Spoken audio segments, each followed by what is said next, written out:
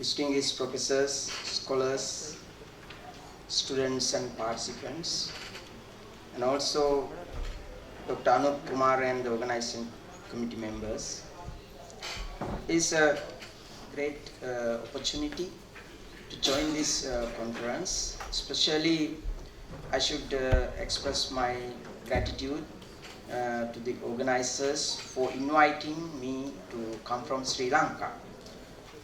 Even though I am not expert in either in jurisprudence or in Vedic studies, but I think that inclusivity of Indian culture might have compelled them, consciously or unconsciously, to include me as part of this conference.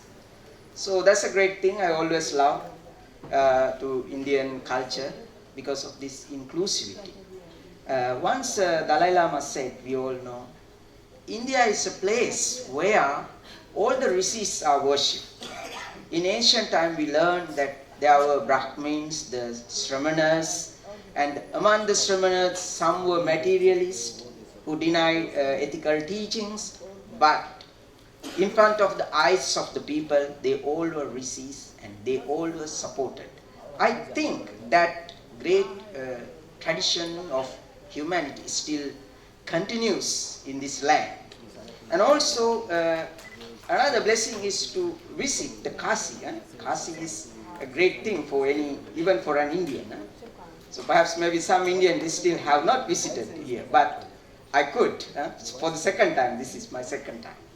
So, and also I would congratulate for the organizers for organizing this invaluable conference. I wish them future success.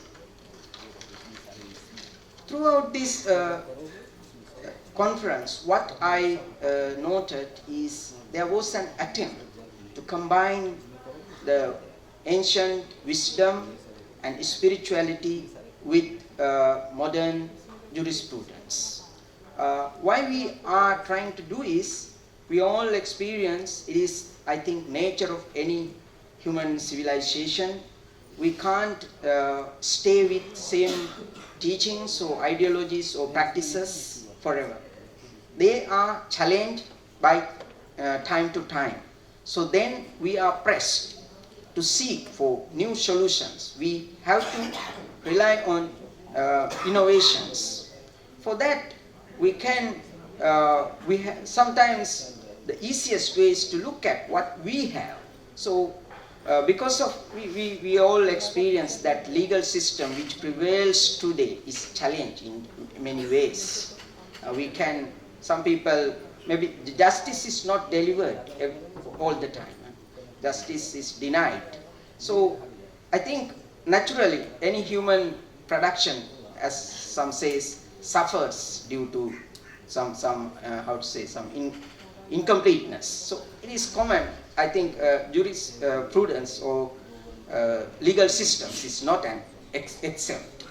So we have to, this Vedic Vijnan Kendra, I think, has selected the best option to find some solutions which are for the questions or the issues maybe burning in the world. So actually, this discovery is not limited to India, but if we discover something valuable today from our ancient tradition, it will be beneficial for the entire humanity.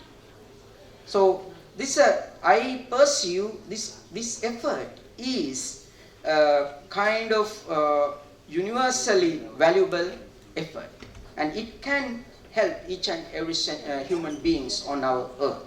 So I think we have to appreciate, being a Buddhist monk or a religious person, to see this sort of actions, in my terms, this kind of altruistic activity, which has no conditions. It is unconditional care for humanity. That is what I think from Vedic time to this day, this land of spirituality of India has been doing. And in this conference, I noted some insights, especially the scholars came from all the branches of knowledge. And this is, I have to appreciate another point. It was an interdisciplinary approach to the subject. Sometimes, of course, how a monk can be invited to discuss legal system. Because I see legal or the law faculties. In law faculties, okay, rarely there are monks, students to get degrees there, but normally they are not welcome. But here, it's wonderful. Yesterday, Sadhguru, I should mention his name, Sadhguru Sri Madhav Priyadarshi Ji Swamiji. He was very pleasant to me also. He also was present. So this is a kind of effort that we learn from every agents or the parties involved in the society. Law is inclusive of everyone. No one is exempted. So all have to contribute to produce a better system of law. So I think the organizers have understood this need and the importance of inviting all the experts representing their various fields and join here to discuss and find some insights to develop or to improve our existing legal system. In one sense, it reminds me that today morning also I just quoted, at the time of the Buddha, under the Ganatantra system, republics or we call democracies, one rule or one principle the Lichavi kings followed was they were numbered, I think 7,000 leaders come together, get together and discuss together and disperse in harmony.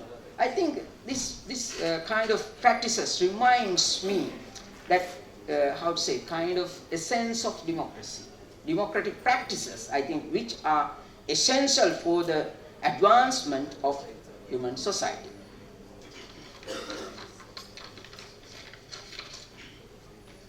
And here, to refer to the subject areas, actually I can't mention all because I'm not familiar with all these.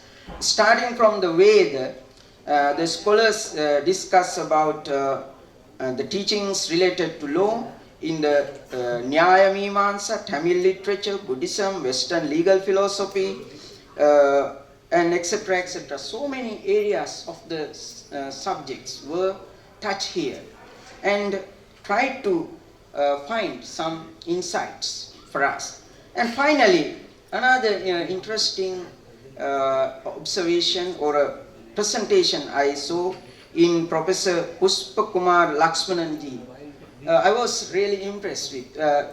One thing is, he came to the point. Of course, we learn from the Veda, Nyaya, and every tradition the values, dharma. But how we are going to implement it?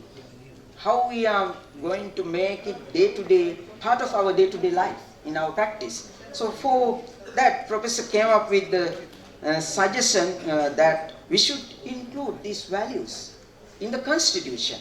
So he got an example from the Constitution of Bhutan, in which it is mentioned that it begins with the blessings of triple gem. It starts from, it means because it is a Buddhist country, so they have at the beginning and in the preamble included their identity and the values they appreciate and they follow.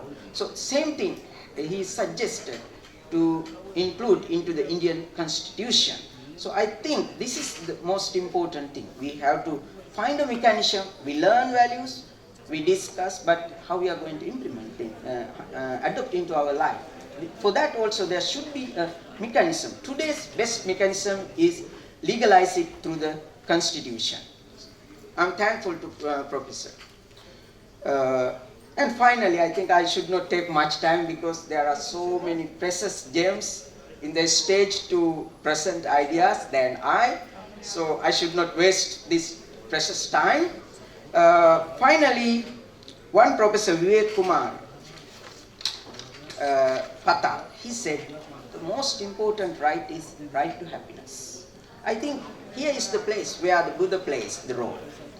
The Buddha's attempt was to find happiness, which is not subject to change, eternal happiness. Nibbana, we all appreciate, we all want to attain, I hope you do, moksha.